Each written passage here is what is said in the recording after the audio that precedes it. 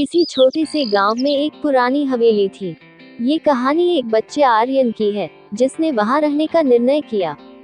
उसके माता पिता उसे सुनिश्चित करने के लिए बहुत सारे सवाल किए, पर आर्यन ने सभी बातों का बड़ी बेबाकी से जवाब दिया, मुझे डरने का कोई शौक नहीं है। आर्यन एक निडर लड़का था, वो भूतों की कहानियों में विश्वास नहीं करता था। एक दिन आर्यन ने वहां रहने का निर्णय किया और उसके माता पिता ने उसे वहां रहने की इजाजत दे दी। हवेली में नई शुरुआत के साथ आर्यन का स्वागत हुआ। पहले 2-3 दिन तो सब ठीक था, पर एक रात आर्यन ने सुना कि रात के समय वहां कुछ अजीब आवाजें आ रही हैं। धीरे धीरे उसके मन में अजीब ख्याल आने लगे कि शायद वहां भूत हो सकते हैं। लेकिन आर्यन ने खुद को समझाया और खुद से कहा, ऐसा कुछ नहीं हो सकता, कोई भूत नहीं होते, ये सब तो मेरे मन का वहम है।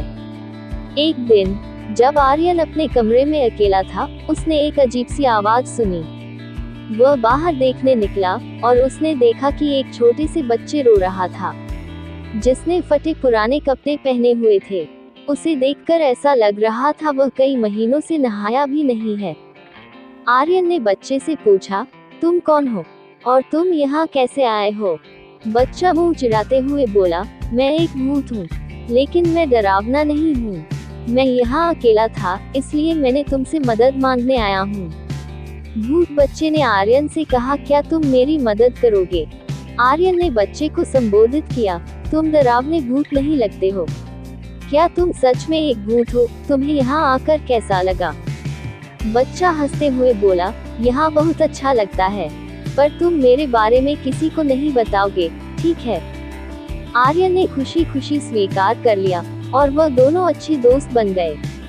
भूत बच्चा आर्यन को अपने भूत दोस्तों से मिलवाता और रात के समय उनके साथ खेलता था। ऐसा बहुत समय तक चलता रहा, लेकिन आर्यन ने जाना कहानियों में कहे गए भूत और असली में भूत बहुत अलग होते हैं। ये इतने बुरे नहीं है जितने कहानियों में बताए जाते हैं। एक दिन गांव में एक बड़ा मेला आया। आर्यन और भूत बच्चा भी मेले में गए। वहां उन्होंने एक ज्योतिषी से मिला।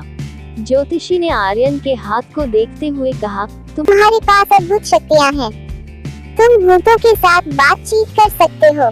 आर्यन ने कुछ कहा नहीं, क्योंकि उसने भूत बच्चे से वादा किया था वह किसी को नहीं बताएगा इस बारे में। आर्यन को बहुत अच्छा लगा कि उसकी दोस्ती भूत से उसके लिए कुछ स्पेशल हो सकती है। उसने भूत बच्चा को गांव के लोगों के सामने लाकर कहा, यह मेरा दोस्त है, एक खास भूत जो अब बहुत अच्छा है। ये वैसा भूत नहीं है जो आप लोग अपनी कहानियों में बताते हो, ये बहुत ही अच्छा भूत है, बिल्कुल हम इंसानों जैसा ही।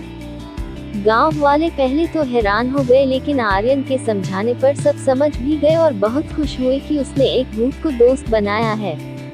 भूत बच्चा ने सिखा दिया कि अगर कोई हमें डरा रहा है तो हमें उसको अच्छी तरीके से समझाना चाहिए।